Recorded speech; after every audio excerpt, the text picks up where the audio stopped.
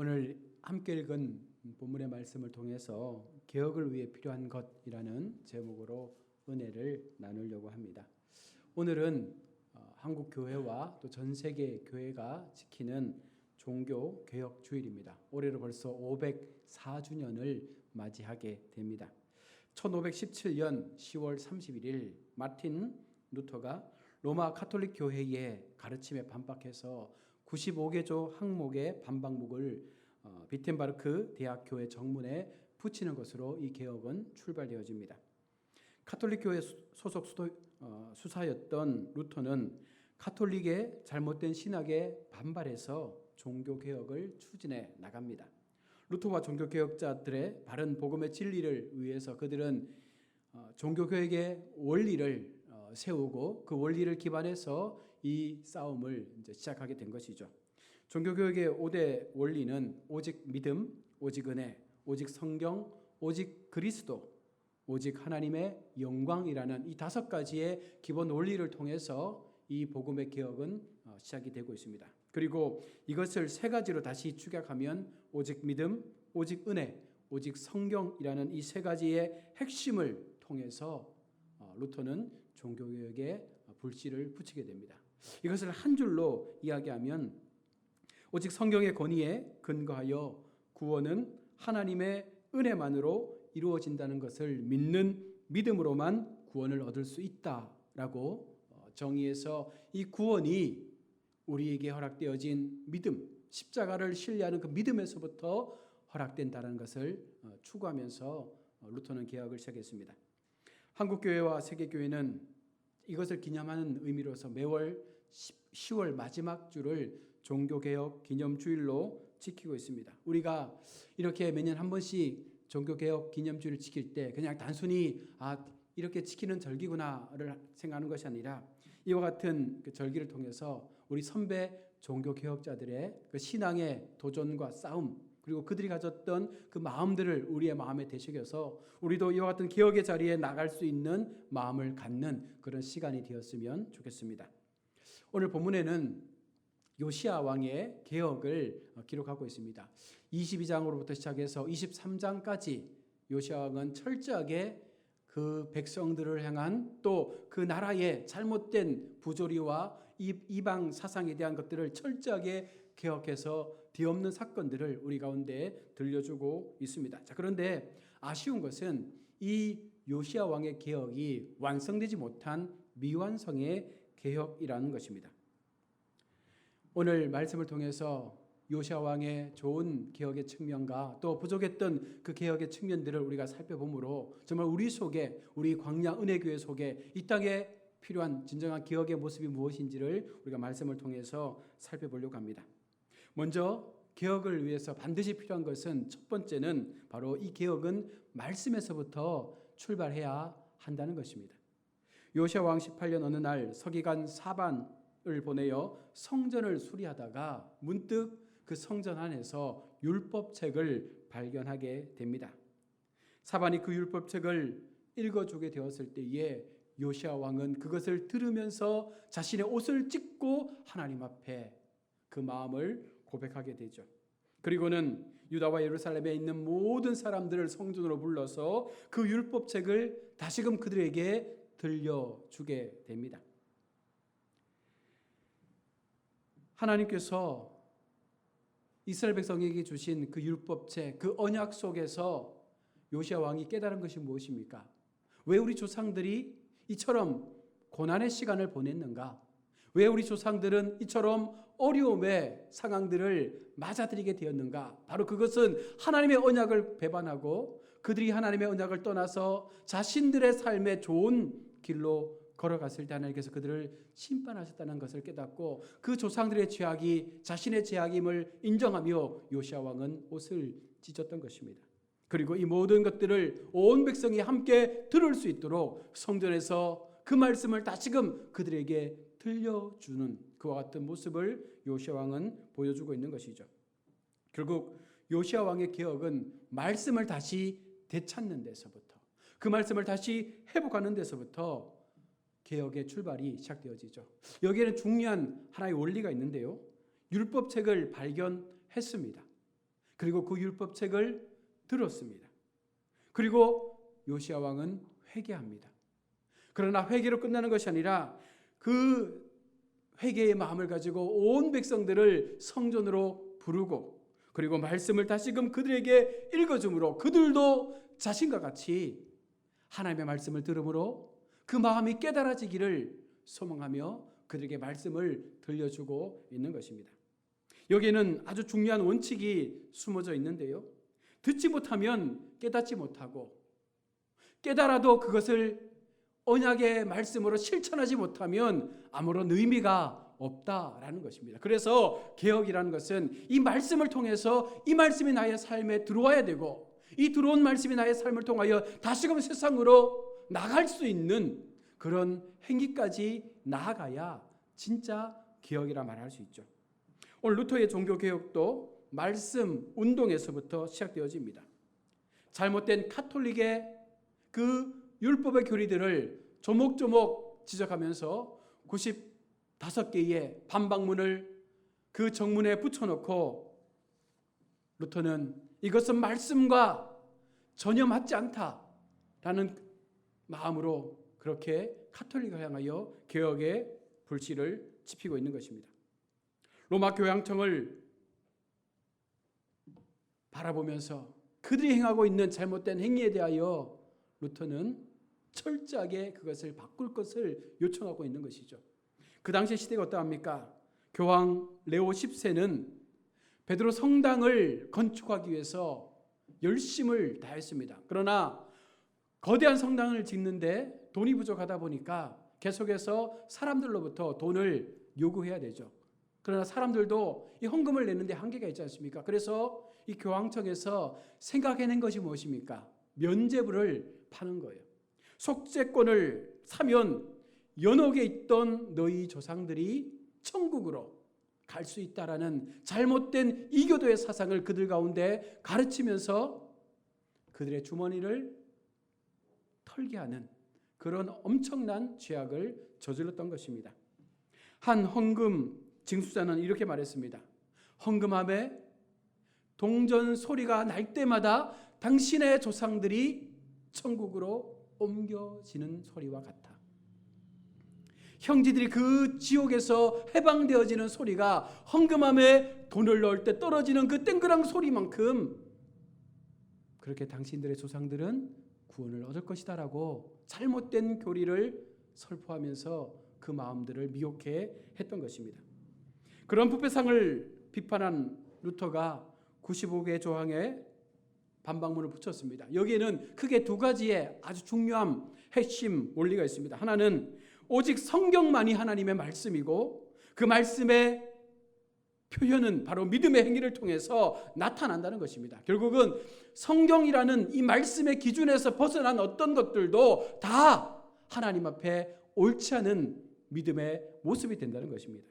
또 하나는 율법이나 선행이나 고의 성사가 아닌 십자가의 은혜를 통한 믿음의 행위로만 우리가 구원을 얻을 수 있다라는 오직 믿음이라는 이 두 가지의 핵심 진리를 가지고 루터는 개혁을 하고 있는 것이죠. 오직 성경, 오직 믿음. 여러분, 그것이 오늘날 교회 속에 반드시 있어야 될 가장 기본적이면서도 가장 강력한 원리가 되어야 합니다. 그렇게 교황청을 비판하고 제일 먼저 루터가 한 것이 무엇입니까? 성경 번역 사업이었어요. 그 당시에는요, 신부들만이 말씀을 읽을 수 있는 권한을 가졌습니다. 라틴어로 기록되어진 이 성경을 읽어줄 수 있는 것은 오직 신부들의 특별한 권한이었어요. 그래서 일반 평신도들이 이 성경을 읽거나 혹은 해석하게 되면 죽여도 상관없을 만큼 강력한 교황권의 권위를 가지고 백성들에게 이 말씀을 주지 않았던 것이죠. 그러다 보니까 이 신부들의 마음대로 성경이 해석되어지고 자신들의 어떤 편의에 따라서 성경이 그렇게 전달되어지는 모순을 갖게 된 것입니다. 참된 개혁은 말씀 운동에서부터 이 말씀이 모든 사람들에게 들려지는 그와 같은 삶을 통하여 하나님의 개혁은 나타나게 되는 것입니다. 성경을 경시하게 하는 사탄의 유혹에 우리는 결코 넘어가서는 안 됩니다. 사도 요한은 말합니다. 말씀 밖에 있는 이단 선생은 집에 들이지도 말고 인사도 하지 말라. 요한이서 1장 10절의 말씀에서 어긋난 것을 가르치는 이단 선생은 집에 들이지도 말고 그들과 상종하지도 말라. 이것이 단호한 하나님의 말씀의 모습인 것이죠. 우리가 진정으로 참된 개혁을 원한다면 하나님의 말씀을 듣고 믿음으로 십자가 앞에서 그것이 은혜임을 고백할 수 있는 말씀 앞에 세워진 우리의 신앙을 돌아볼 수 있어야 하는 것입니다.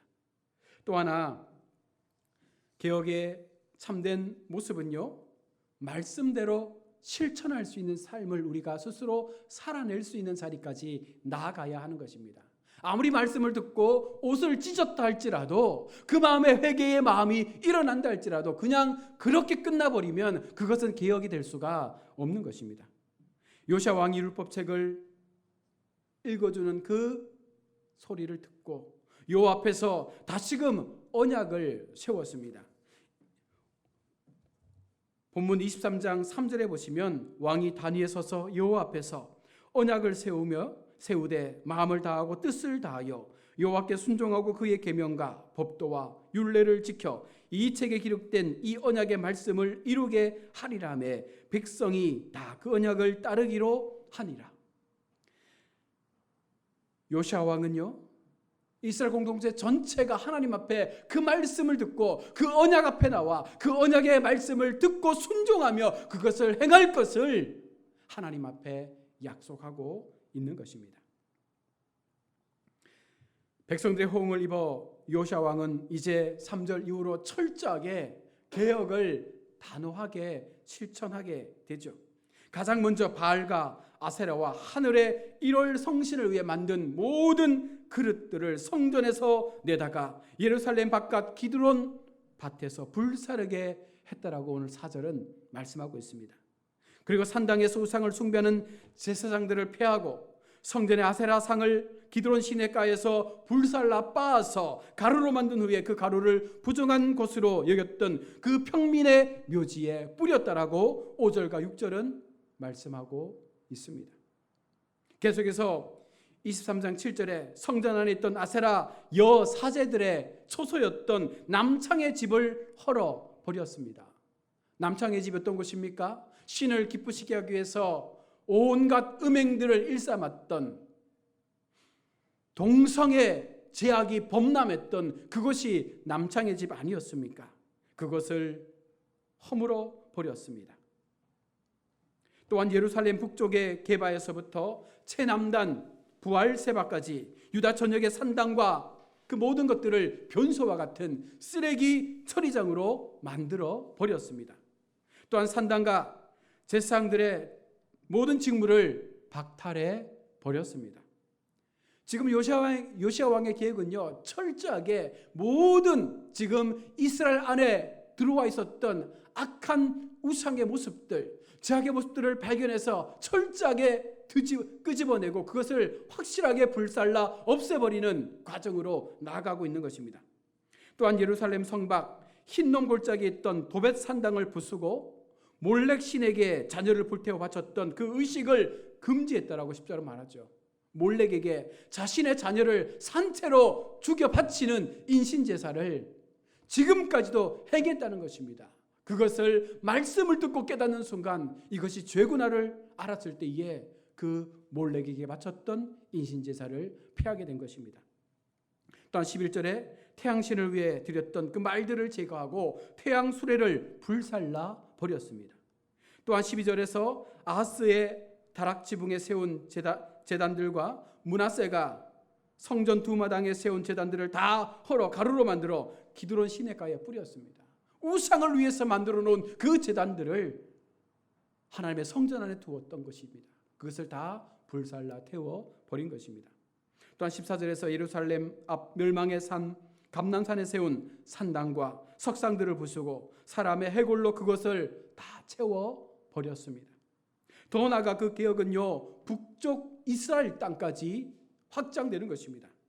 당시 아수르의 세태기에 베델은 남유다의 영향력 안에 있었기 때문에 베델에 세워진 제단과 산당들까지 다 허물어 부수어 버려 가루로 만들어서 버렸다라고 15절은 말씀합니다. 그리고 산의 무덤에서 해골을 가져다가 제단 위에 불살라 제단을 더럽혔는데 약 300년 전에 자신의 일을 예언한 하나님의 사람의 뼈와 그와 함께 묻힌 선지자의 뼈는 그대로 두게 하였다라고 16절과 18절은 계속해서 우리 가운데 말씀해 주고 있습니다. 또한 20절에서 북이스라엘의 산당을 다 제거하고 그 산당 제사장들을 다 제단 위에서 죽이고 불사른 후 예루살렘으로 돌아왔다라고 기록하고 있죠. 남유다에서부터 북이스라엘까지 모든 하나님 앞에 범죄로 세워진 것들을 철저하게 깨어부수는 요시아의 개혁이 실천되어짐으로써 그 개혁은 놀랍게 하나님 앞에 기쁨이 된 것입니다. 때로는 단호하게 결단을 내리고 하나님의 뜻에 부합되지 않는 것이라면 철저하게 우리가 우리의 삶에서 버리는 이런 선택을 가져야 하는 것입니다. 무속의 신앙, 잘못된 우상의 신앙, 우리 마음 가운데 습관적으로 배어져 있는 그와 같은 이단의 신앙들을 우리가 행여라도 가지고 있다면 철저하게 죽이고 버려서 정말 온전한 언약의 삶으로 나아갈 수 있는 것이 참된 개혁의 모습이 되는 것입니다. 또 하나 개혁을 위해서 필요한 것이 무엇입니까? 기도의 준비입니다. 오늘 요시아 왕에게서 아쉬운 점이 있다면 바로 요시아 왕이 기도에 대해서 전혀 언급되고 있지 않다는 사실입니다. 요시아 왕은 앞만 바라보고 철저하게 개혁을 단호히 갔지만 기도의 시간이 없었습니다. 왕은 정신없이 이방 제단을 헐려고 열심히 다녔지만 그 순간순간에 기도하는 모습을 보여주지 못한 것입니다. 기도했다라면 훨씬 더 나은 개혁의 결과를 가졌을 텐데, 훨씬 더 이보다 아름다운 결말을 가졌을 텐데 그러하지 못한 것입니다. 아무리 바빠도, 아무리 시급한 일이 있다 할지라도, 그것이 아무리 하나님의 일이라 할지라도 우리는 먼저 기도하며 이 일을 준비하며 나가야 한다는 것입니다. 사실상 가장 바쁠 때가 가장 기도할 때다라고 말하는 경우가 많습니다. 종교개혁이 확산되면서 루터는 가장 바쁘니까 수면 시간을 6시간에서 3시간으로 줄였습니다. 너무 바쁜 개혁의 일정 속에 잠자는 시간까지 줄여가면서 개혁을 단행했습니다. 그러자 아내가 말합니다. 여보, 정말 바쁘지요? 그러니까 더 기도해야 합니다. 가장 바쁜 때가 가장 기도해야 할 때입니다. 기도 없이 어떤 일을 하면 좋은 작품이 나올 수가 없습니다. 기독교는 기도의 종교라고 할 만큼 기도가 우리 삶 가운데 정말 중요한 위치를 가지고 있는 것이죠. 왜 그렇습니까? 기도는 하나님과의 호흡 아닙니까? 하나님과 호흡하며 하나님께 물으며 하나님 앞에 그 대답을 얻으며 우리의 삶의 목적을 이뤄갈 수 있을 때 그것이 바른 삶의 걸음이 될 수가 있는 것입니다. 많은 사람들이 교회를 다니면서 엄청나게 잘못된 신앙의 모습을 갖게 되는 게 뭐냐면 기도하지 않고 복을 받을 수 있다라고 믿는다는 거예요. 교회만 나오면 복을 받는다라는 잘못된 그 신앙 앞에서 기도하지 않고 하나님 앞에 내가 설 수 있다라고 믿는 거죠. 우리는 늘 생각해야 됩니다.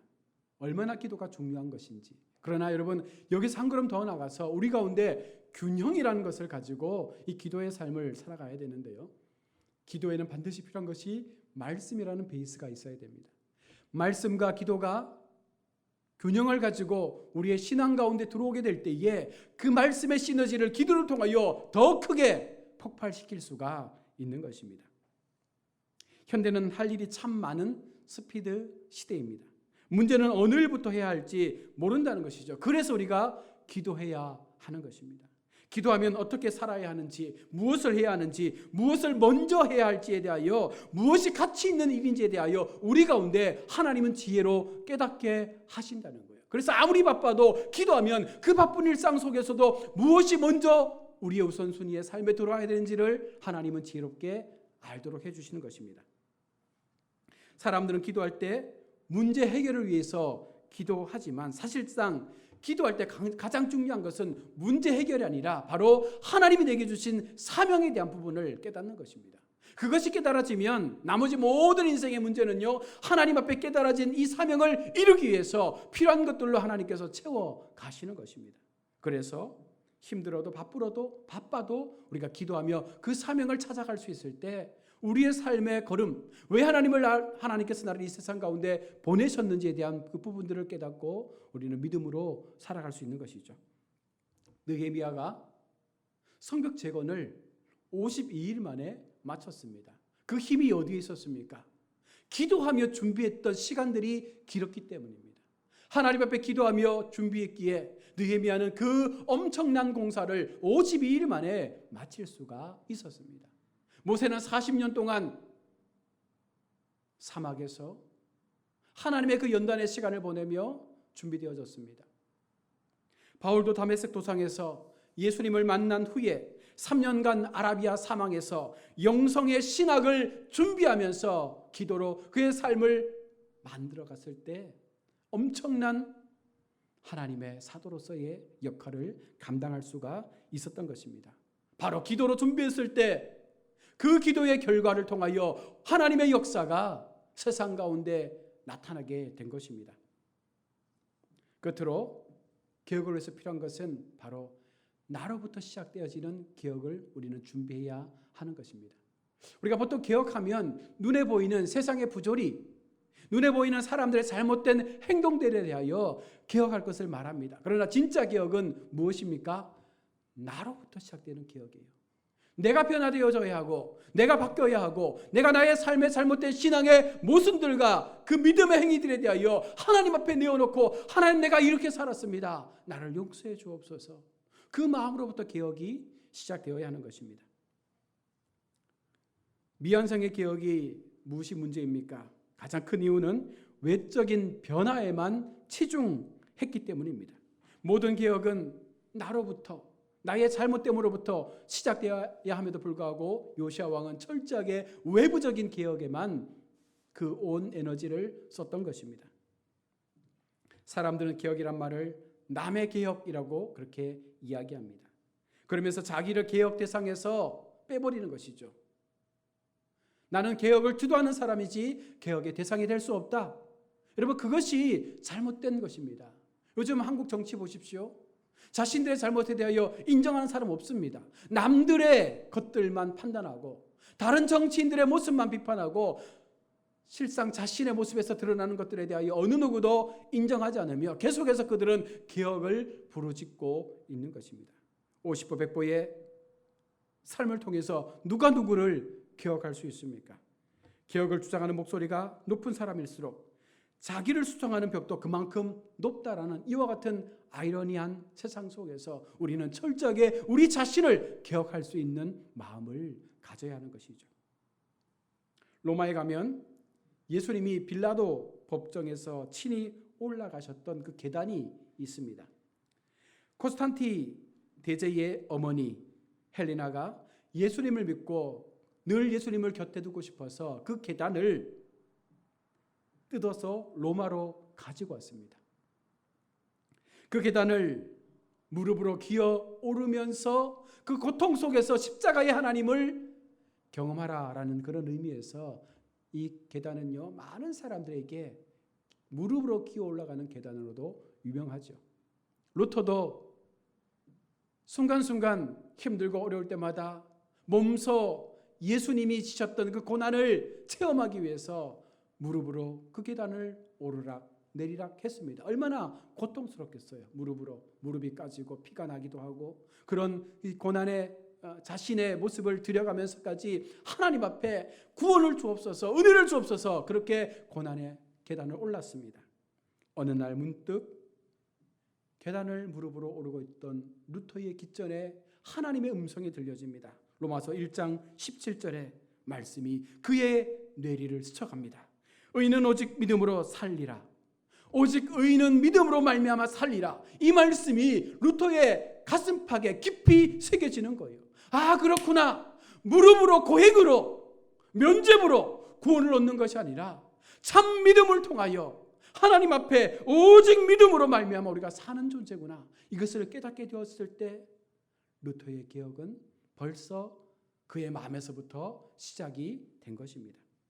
그때 루터는 자기의 의를 완전히 포기하고 나를 의롭게 주신 하나님의 은혜 앞에 이 모든 것을 맡기며 이제는 하나님 앞에 바른 믿음의 삶을 살아갈 것을 다짐하며 그 길을 가게 된 것입니다.